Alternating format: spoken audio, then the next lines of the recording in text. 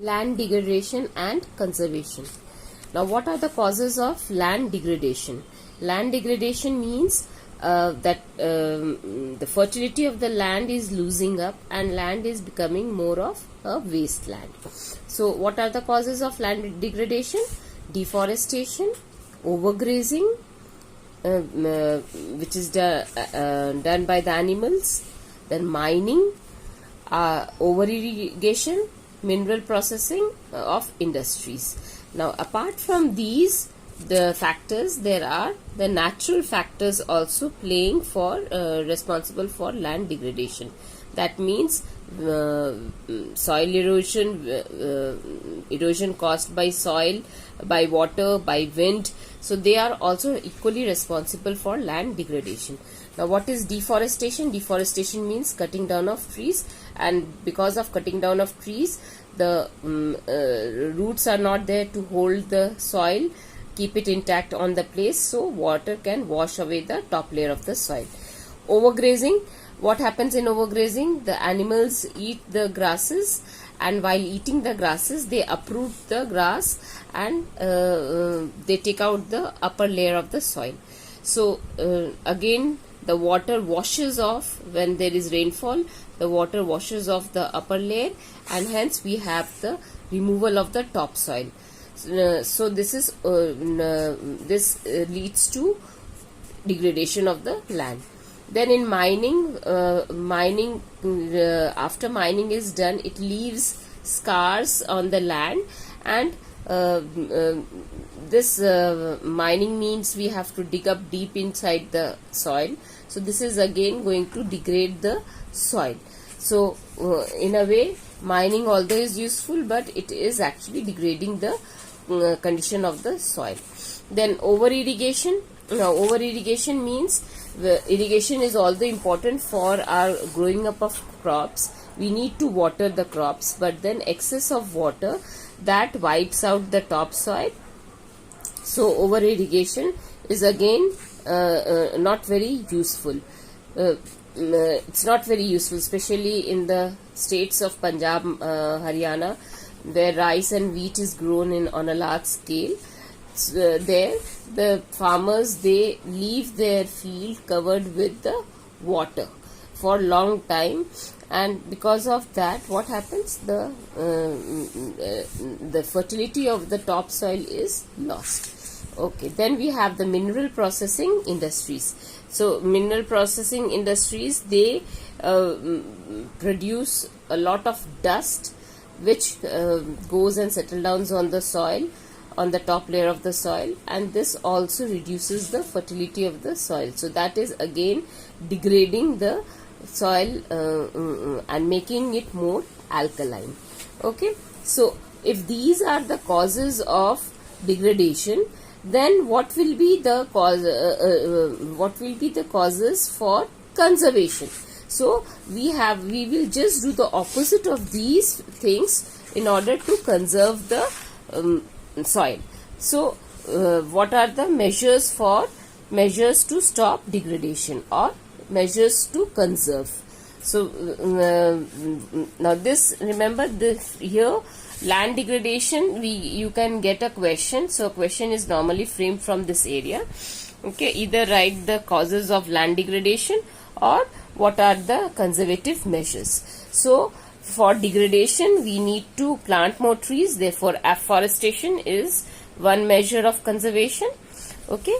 Then overgrazing. For overgrazing, you need to manage the management of the grazing land needs to be done. So that and it has to be seen that either provide them with food grains artificially, or we cannot leave the animals all left alone to do the grazing in the fields. That should be stopped. So that can be done in order to prevent overgrazing. Okay, then we have mining. Okay, then for mining we will introduce with certain steps, that is the regulatory steps to regulatory mining. We should do regulatory mining, or we should, now while doing mining, we after the mining has been done, okay, then certain measures should be taken so that the scars which are left on the soil, they are either filled up and can be seen that how the fertility of the soil can be regained back. So measures should be taken, regulatory measures should be taken on this. Okay, then for over irrigation, instead of just filling up the field with water, okay, and leaving the water over there, instead of not doing that, the farmers can use drip irrigation methods, or they can use the sprinklers. Now sprinklers are basically, you must have seen in the parks and all, a pipe, erected pipe which comes out, and then water is being sprinkled from the nozzle in all the directions, जो फवारा type का होता है. Okay, so that is sprinklers. So we can use methods of drip irrigation and sprinklers to prevent over irrigation. For the mineral processing industries, we can plant more trees. Okay, shelter belts can be made. Now what are shelter belts? Shelter belts are basically, suppose this is the agricultural field and the wind blows in this field, okay, so then plants can be grown all over the sides of the fields, on the edges. Plants can be grown. So when wind blows, the wind is not able to take away the soil particles. The soil particles will get deposits on the sides because the trees acts as a barrier. So this sort of plantation is called as shelter belts. Okay, so plantation of the shelter belts should be done, and growing of thorny belts. Growing of thorny belts, this is basically done in the desert area where the thorny trees are grown. Thorny bushes are grown in the desert area so that the wind does not blow away all the sand particle. So they, in that case, the thorns acts as a obstruction, and the sand particles, they fall down near the thorny plants. So these are the preventive measures that can be taken, and soil can be conserved. Now let's do the soil as the soil types. Okay, soil as resource. So let's do the soil type. What are the soil types we have? The soil types we are going to do on the basis of soil formation, on color, texture, age, chemical, and the physical properties. Okay, we have 6 types of soil. The first one is the alluvial soil. Now alluvial soil is very fertile soil. It's of 2 kinds, khadar and bhangar. Khadar is the newly developed soil which is more fertile, whereas bhangar is the old particle, and they are larger in size. They are big in size. So this is less fertile. Bhangar is less fertile and khadar is more fertile. Where do we find them? Especially in the northern areas, northeast part and the western part.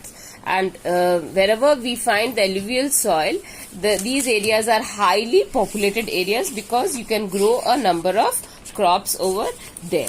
Okay, so let's locate it in the map, because you will be asked to write down about the soil type, any one particular soil type in detail, and you will get questions for identifying and locating them on the map.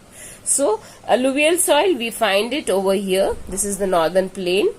Okay, a few parts stretching towards the northeast also, and then this West Bengal, it's going down, and towards on the coastal line we find the alluvial soil. Coastal line is rich in alluvial soil.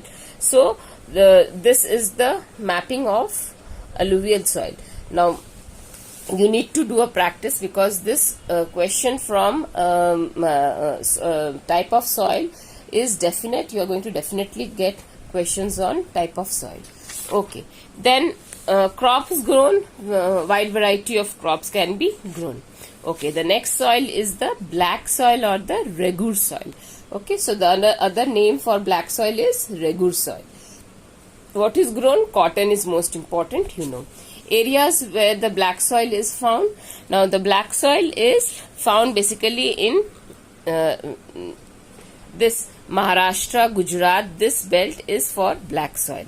Okay, so Deccan Trap, a part of Deccan Trap. So we have black soil present in the Deccan Trap, especially the plateau areas, and it is made up of lava. It is made from the lava which flows out. This lava which flows out, that makes the black soil. Now this soil is very clayey in texture. Okay, it's a clay material. So when it is wet, it will be very sticky, and when it dries up, okay, then it will develop cracks. Because this black soil has the texture of being clay. So when it is wet, it is very sticky, and when it dries up, it develops deep cracks. Okay, then we have what is rich in this soil. It's rich in calcium carbonate, magnesium, potash, and lime, and it is very poor in phosphorus content. What is grown majorly? Cotton. Cotton is majorly grown in